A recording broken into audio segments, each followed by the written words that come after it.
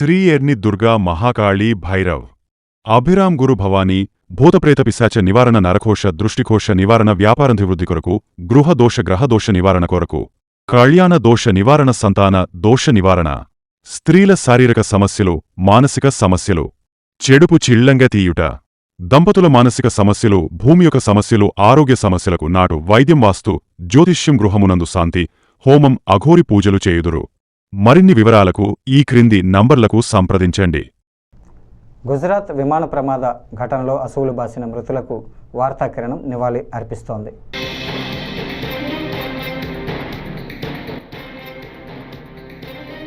అహ్మదాబాద్లో కూలిపోయిన air India విమానంలో 242 మంది ప్రయాణికులు.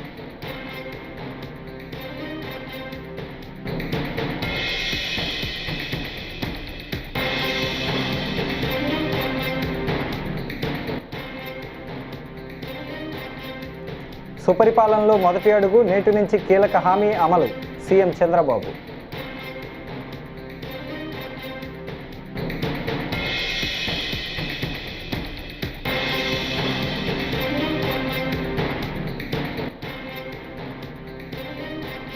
రెడ్ బుక్ రాజ్యాంగం పేరుతో అరాచకం, హామీల పేరుతో 5 కోట్ల మంది ప్రజలకు వెన్నుపోటు సజ్జల రామకృష్ణారెడ్డి.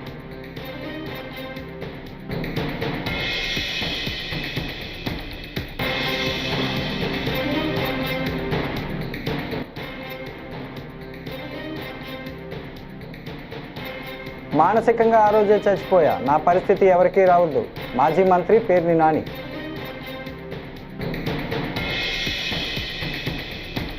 ఇక డీటెయిల్స్ చూస్తే, గుజరాత్ రాష్ట్రంలోని అహ్మదాబాద్ నగరంలో గురువారం ఒక పెను విమాన ప్రమాదం చోటు చేసుకుంది.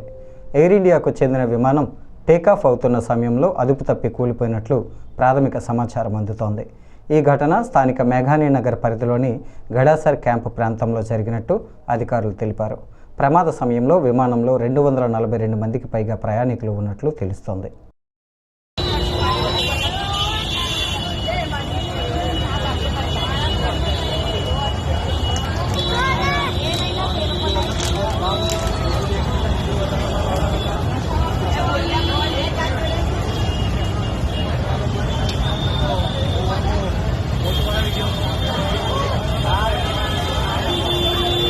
चला कि 223 जितने पैसेंजर थे, यहाँ पे जिस बिल्डिंग के ऊपर गिरी है वो डॉक्टर्स का हॉस्टल है.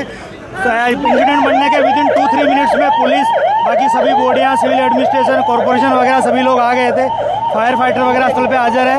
लोगों को बचाने की और रेस्क्यू करने की कार्रवाई जारी है. ऑलमोस्ट 70 से 80% एरिया हमने क्लीन कर लिया, बाकी आने समय में हम लोग क्लियर कर लेंगे. मैं सभी मीडिया के मित्रों से रिक्वेस्ट करता हूँ, सभी हमसे सहयोग करें. जितनी पुलिस और उसके अलावा जितनी भी agency, army, BSF, CISF, corporation, collector office के सभी स्टाफ सभी यहाँ काम में लगे हुए हैं. प्लीज़ हमसे सहयोग करिए और थोड़ी सी हमारे लिए जगह बना के रखिए ताकि हम एम्बुलेंस को ग्रीन कॉरिडोर बना के हॉस्पिटल तक पहुँचा सकें. ఎన్నికల సమయంలో ఇచ్చిన హామీకి అనుగుణంగా సుపరిపాలనలో తొలి అడుగు వేశామని ముఖ్యమంత్రి చంద్రబాబు నాయుడు అన్నారు. నేటి నుంచి తల్లికి వందనం పథకాన్ని అమలు చేస్తున్నామని చెప్పారు. ఒక కుటుంబంలో ఎంతమంది పిల్లలున్నా అందరికీ తల్లికి వందనం పథకం ఇస్తున్నామని తెలిపారు. కూటమి ప్రభుత్వం ఏర్పడి గురువారంతో ఏడాది పూర్తి చేసుకున్న సందర్భంగా ఈ హామీని నెరవేరుస్తున్నట్టు ఆయన తెలిపారు. ఉండవల్లిలోని ముఖ్యమంత్రి క్యాంప్ కార్యాలయంలో గురువారం నిర్వహించిన మీడియా సమావేశంలో చంద్రబాబు మాట్లాడుతూ సూపర్ 6 హామీల్లో ఇది ఒక కీలకమైన పథకమని పేర్కొన్నారు. అప్పటికి ఇప్పటికి డిఫరెన్స్ మీరు ఒకసారి చూస్తే, వాళ్ళు 42,61,965 మందికి అమ్మఒడిచ్చారు. ఈ ప్రభుత్వం 67,27,164 మందికి తల్లికి వందనం ఇస్తున్నాం. తేడా 24,65,199. ఆ రోజు వాళ్ళు ఖర్చు పెట్టింది, తల్లులకు అకౌంట్లో వేసింది 5,540 కోట్లు. ఈరోజు మేము అకౌంట్లో వేసేది 8,745 కోట్లు. వ్యత్యాసం 3,205 కోట్లు ఒక్క తల్లికి వందనంలో మాత్రం. అందులో ఈరోజు 1,346 కోట్ల రూపాయలు డెవలప్మెంట్కి వెళ్తుంది. టోటల్గా ఖర్చు పెట్టేది 10,091 కోట్ల రూపాయలు తల్లికి వందనం కింద డెవలప్మెంట్ తల్లు అకౌంట్కి వెళ్లే పరిస్థితి వస్తుంది. ఒకటో తరగతి 10వ తరగతి అవి కూడా క్యాలిక్యులేషన్లో తీసుకున్నాం, జీవో ఇష్యూ చేశాం. అడ్మిషన్స్ కాలేదు. అడ్మిషన్స్ అవుతానే వాళ్ళ అకౌంట్ కూడా తల్లుల అకౌంట్కి డబ్బులు వెళ్తుంది. చంద్రబాబు నేతృత్వంతో ఏడాది కిందట సరిగ్గా ఇదే రోజున ఏర్పడిన కూటమి ప్రభుత్వం తన పాలనతో ప్రజలకు చీకటి రోజులను మిగిల్చిందంటూ వైఎస్ఆర్సీపీ రాష్ట్ర సమన్వయకర్త సజ్జల రామకృష్ణారెడ్డి మండిపడ్డారు. తాడేపల్లి వైఎస్ఆర్సీపీ కేంద్ర కార్యాలయంలో ఏడాది పాలనతో ప్రజలకు వెన్నుపోటు పొడిచిన కూటమి ప్రభుత్వ వైఫల్యాలపై వైఎస్ఆర్సీపీ ప్రచురించిన పుస్తకాన్ని పార్టీ ముఖ్య నేతలతో కలిసి ఆయన ఆవిష్కరించారు. జరుగుతూ ఉంటుంది పాలనా వ్యవహారాలు. కానీ 2019-24 మధ్య ఇంతే ల్యాండ్ స్లైడ్ విక్టరీతో ఇంతకంటే ఎక్కువ, ఎందుకంటే ఒకే పార్టీ ఒక సింగిల్ పార్టీగా వైఎస్ఆర్సీపీ పోటీ చేసి ఆ రోజు 151 సీట్లతో గెలిచినప్పుడు ఇదే రకంగా ఒక ఘనమైన విజయంతో 19లో పాలన మొదలుపెట్టారు జగన్మోహన్ రెడ్డి గారు. సో అప్పటికి ఒక గీటురాయి ఏర్పాటు చేశారు, ఒక కొలమానం కొలబద్ద 19-24 మధ్య తన పాలనతో జగన్మోహన్ రెడ్డి గారు. 24 అంటే ఏడాది క్రితం చంద్రబాబు నాయుడు గారు మళ్ళీ అధికారంలోకి వచ్చారు. 3 పార్టీలు కలిసి భారీ మెజారిటీతో, అత్యంత భారీ మెజారిటీతో అధికారంలోకి వచ్చాడు 3 పార్టీలు కలిసి. అప్పటి నుంచి ఈ సంవత్సరం అయింది. ఇప్పుడు సహజంగానే జగన్మోహన్ రెడ్డి గారి పాలనలో తొలి ఏడాది, చంద్రబాబు నాయుడు గారి పాలనలో తొలి ఏడాది ఎట్లుంటుందనేది కంపారిజన్ రాష్ట్ర ప్రజలందరూ గమనిస్తున్నారు. మేధావులు, విశ్లేషకులు కూడా దాన్ని అనలైజ్ చేస్తున్నారు. సహజంగానే అంతటి ఘనమైన పాలన అందించిన పార్టీగా వైఎస్ఆర్సీపీ ఈరోజు ఈ రెండింటిని బేరీజు వేసి ఇది వాస్తవ చిత్రం అని చూపే ప్రయత్నం చేసింది. అందులో భాగంగానే జూన్ 4న ఒక్క హామీని కూడా నిలబెట్టుకోకుండా పూర్తిగా అలవిగాని హామీలు ఇచ్చి భ్రమలో పెట్టి చంద్రబాబు నాయుడు గారు అధికారంలోకి వచ్చారు అని ముందు నుంచి చెప్తున్నాము. ఆచరణలో అదే జరగడం, పైగా ఎక్కడ గొంతు పెగలకుండా, నోరెత్తకుండా, క్వశ్చన్ చేయకుండా అన్ని గొంతుకలను రెడ్ బుక్ పాలన పేరుతో, రాజ్యాంగం పేరుతో తొక్కి పెట్టడం, ఈ రెండు, దాంతోపాటు ఆ మాటున అవినీతికి అడ్డగోలుగా తెరలేపడం పైనుంచి కింది వరకు. ఇవి జరుగుతున్నాయి అంటున్నాం. జరుగుతూ సంవత్సరం కూడా అయిపోయింది. సో ఏడాది సందర్భంగా వాళ్ళు పెట్టుకున్నట్టున్నారు ఈరోజు మాది బ్రహ్మాండమైన సుపరిపాలన అని. ఎంతటి చీకటి పాలన, ఎంతటి దుష్పరిపాలన అని చెప్పడానికి విత్ ఎగ్జాంపుల్స్తో, విత్ కలర్ ఫొటోస్తో సహా ఈరోజు వైఎస్ఆర్ కాంగ్రెస్ పార్టీ ప్రజల ముందుకు ఈ పుస్తకం తీసుకొచ్చింది. 160 పేజీల దాకా ఉంది. దీంట్లో కాంట్రాస్ట్ జగన్ అంటే నమ్మకం, చంద్రబాబు అంటే మోసం. నితిన్ హీరోగా శ్రీరామ్ వేణు తెరకెక్కించిన చిత్రం తమ్ముడు. సప్తమి గౌడ హీరోయిన్గా లయ ఓ కీలక పాత్రను పోషించారు. జూలై 4న ఈ సినిమా విడుదల కానుంది. ఈ సందర్భంగా హైదరాబాద్లో నిర్వహించిన తమ్ముడు ట్రైలర్ లాంచ్ ఈవెంట్లో నితిన్ మాట్లాడారు.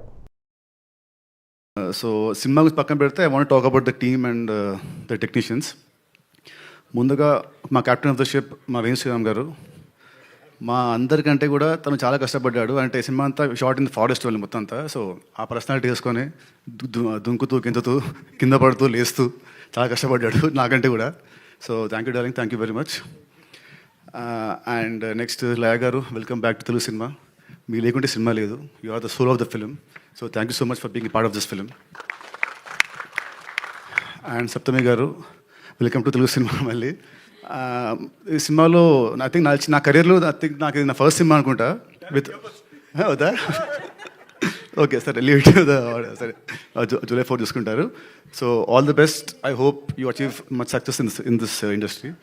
అండ్ నెక్స్ట్ శశిగా, దీన్ని చూడడానికి ఇలా ఉంటుంది. సినిమాలో అయితే అసలు ఈ కాంటిన్ లైక్ మీరు అసలు గుర్తుపట్టలేరు, అంత డేంజరస్గా, అంత వైలెంట్గా ఉంటుంది తన క్యారెక్టర్ సినిమాలో. But is very soft heart person. So welcome to this industry and all the best.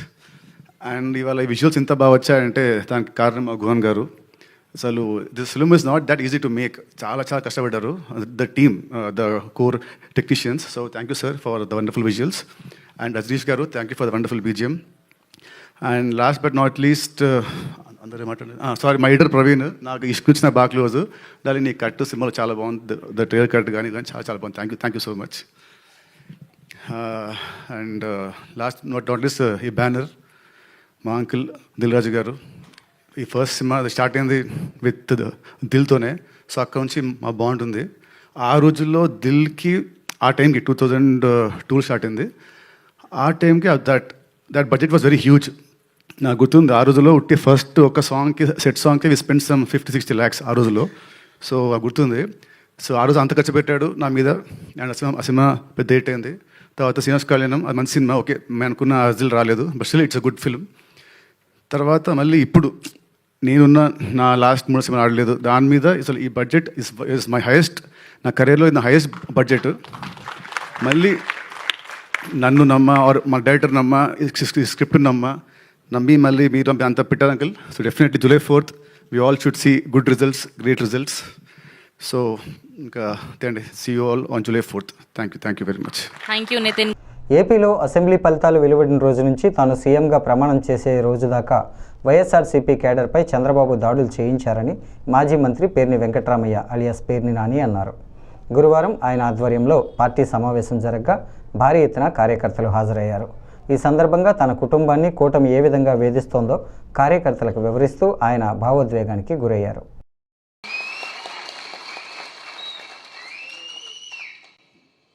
ఇవాళ మీ అందరితో కలిసి అసలు మాట్లాడాలి అనుకున్నటువంటి అంశాలు ఏంటి అనే దాని మీద చెప్తే, ఏంటి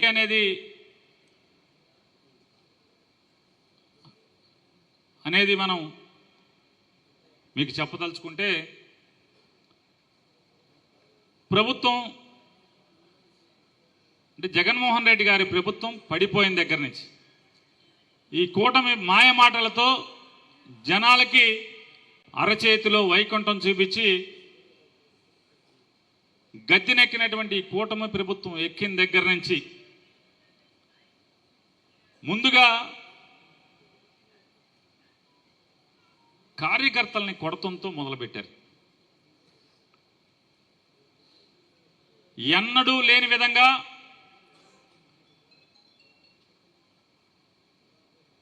ఎలక్షన్లో గెలిచి ఎమ్మెల్యే అభ్యర్థిని పెట్టుకుని ఊరేగటం ఒక తంతు అయితే, కొత్త తంతు పేట గ్రామంలో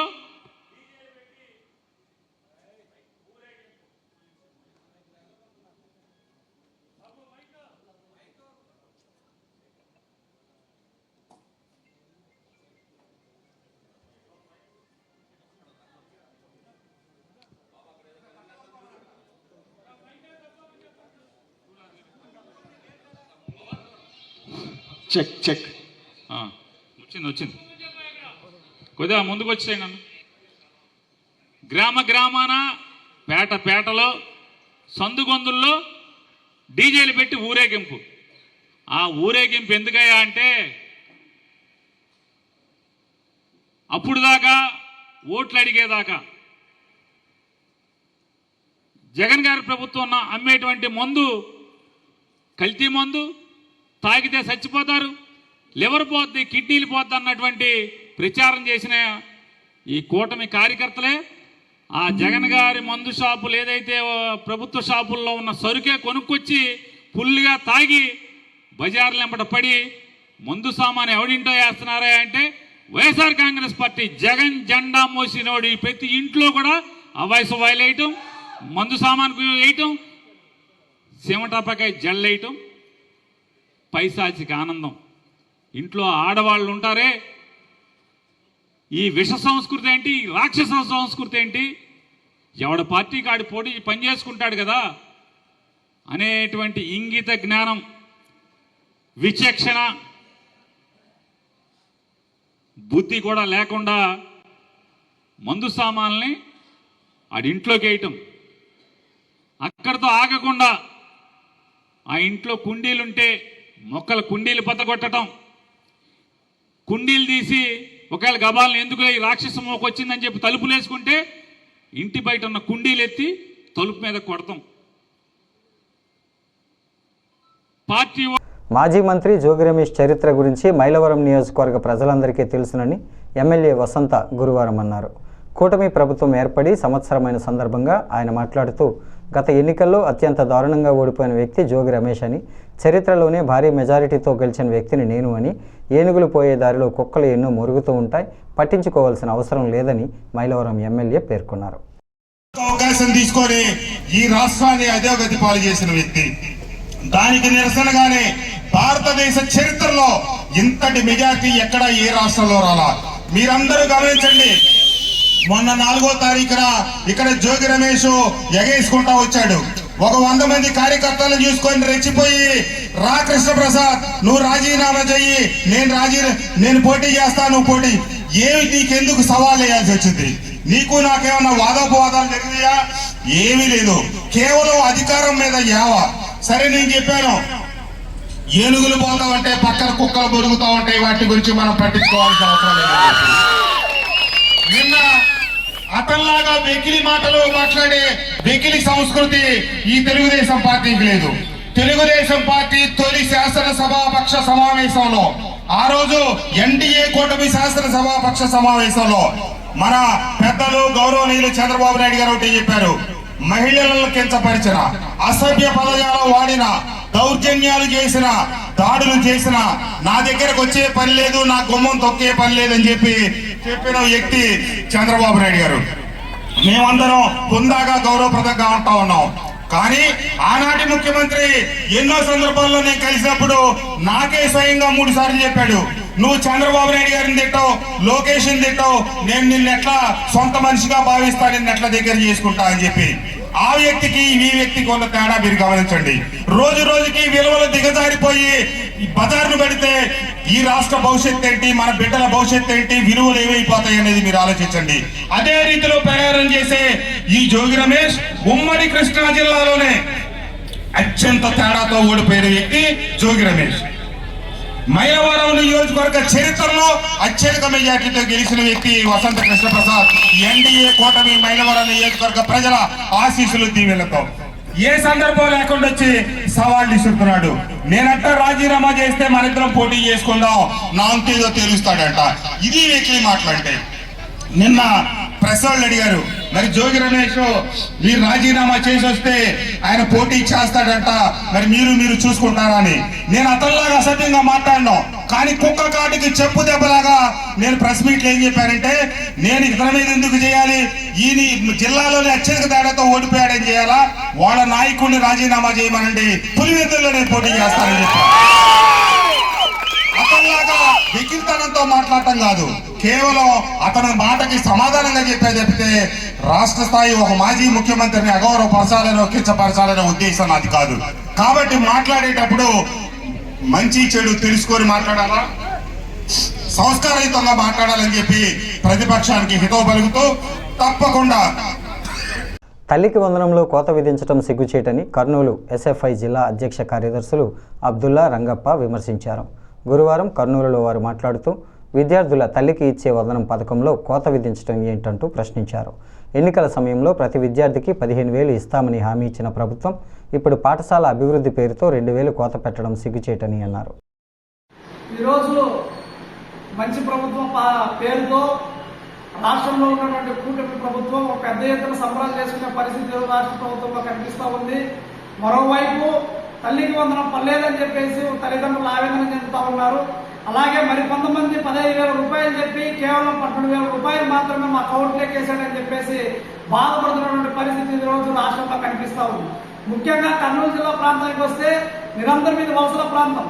అలాంటి వలసల ప్రాంతంలో అంతో ఇంతో కొద్ది వరకు మా పిల్లలు చదివితే బాగుంటుందని చెప్పేసి ప్రైవేట్ పాఠశాలలో చేర్పిస్తున్నటువంటి తల్లిదండ్రులు అంతో ఈ 15,000 రూపాయలు ఇస్తే కొద్ది వరకైనా ఫీజు కట్టే దాంట్లో ఉపయోగపడుతుంది అని చెప్పేసి మరికొంతమంది భావిస్తే, ఇంకో కొంతమంది అయ్యో ఈ డబ్బులు ఏమైనా వస్తే అంతో ఇంతో పిల్లలకు మంచి చదువు చదివించడానికో, అంతో బట్టలు గిట్టలు కొనిపించుకోవడానికో ఉపయోగపడుతుందని చెప్పేసి భావించే తరుణంలో ఈరోజు రాష్ట్ర ప్రభుత్వం కేవలం 12,000 రూపాయలు మాత్రమే ఇచ్చి 2,000 రూపాయలు మేము కాలేజీ మరియు స్కూల్ డెవలప్మెంట్ కోసం ఉపయోగించుకుంటామని చెప్పడం సిగ్గుచేటు. ఎందుకంటే మీరు ఎన్నికల్లో ప్రతి ఒక్క విద్యార్థికి 15,000 రూపాయలు ఇస్తామన్నారు. అప్పుడు ఎక్కడా కూడా యాక్షన్ పెడతామని చెప్పలేదు. 300 కరెంటు బిల్లు వస్తే 300 యూనిట్ కరెంటు బిల్లు వస్తే మేము తల్లి వందనం ఇవ్వమని ఎక్కడ అని చెప్పలేదు. అలాగే ఇంతే భూమి ఉండాలి, 4 వీలర్ ఉండకూడదు అని చెప్పేసి ఏ కోణంలోనో ఎప్పుడూ చెప్పినటువంటి పరిస్థితి. కానీ ఈ రోజు మాత్రం ఇవన్నీ కూడా నిబంధనలు పెడుతూ షరతులు పెడుతూ తల్లిదండ్రులకి కేవలం 12,000 రూపాయలు మాత్రమే మీ అకౌంట్లో పడ్డాయి. పడని వల్ల ఏదైనా ఉంటే సాంకేతిక లోపం ద్వారా ఈ నెల 30 వరకు మీరు ఏదైనా ఉంటే మీ సచివాలయంలో కలవండి అని చెప్పేసి రాష్ట్ర ముఖ్యమంత్రి గారు స్వయంగా చెప్పినటువంటి పరిస్థితి. అయ్యా మీకు ఏమైనా కనీసం పేద పిల్లలపైన అవగాహన ఉందా?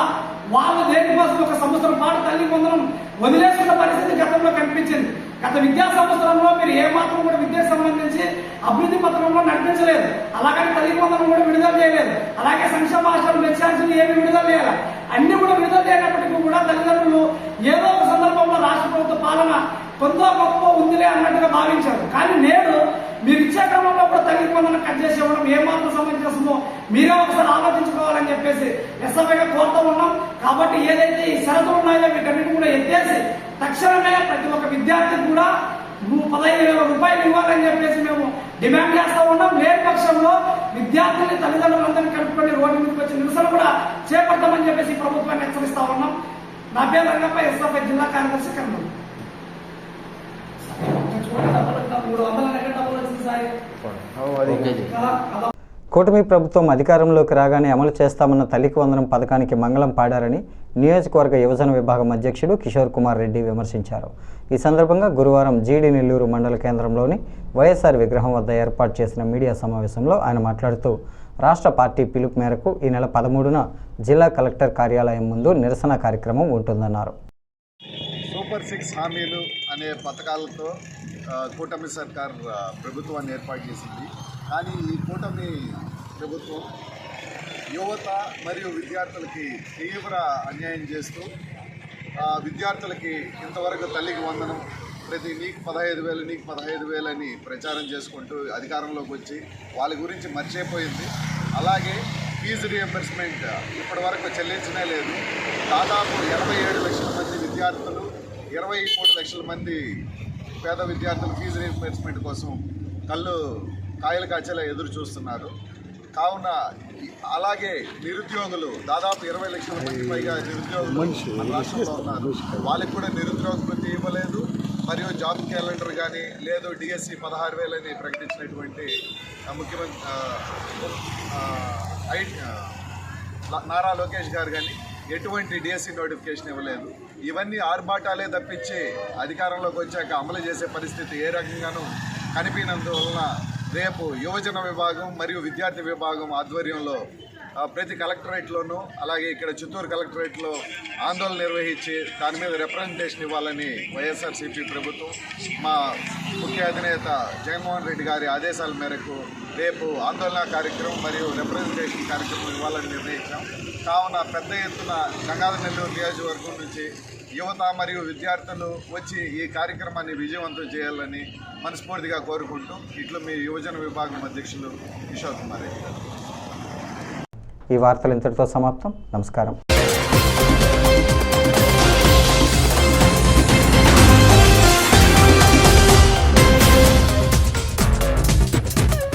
శ్రీ ఎర్ని దుర్గా మహాకాళీ భైరవ్ అభిరామ్ గురు భవానీ భూతప్రేత పిశాచ నివారణ నరకోశ దృష్టికోశ నివారణ వ్యాపారాభివృద్ధి కొరకు గృహదోష గ్రహదోష నివారణ కొరకు కళ్యాణ దోష నివారణ సంతాన దోష నివారణ స్త్రీల శారీరక సమస్యలు మానసిక సమస్యలు చెడుపు చిళ్లంగా తీయుట దంపతుల మానసిక సమస్యలు భూమి యొక్క సమస్యలు ఆరోగ్య సమస్యలకు నాటు వైద్యం వాస్తు జ్యోతిష్యం గృహమునందు శాంతి హోమం అఘోరి పూజలు చేయుదురు. మరిన్ని వివరాలకు ఈ క్రింది నంబర్లకు సంప్రదించండి.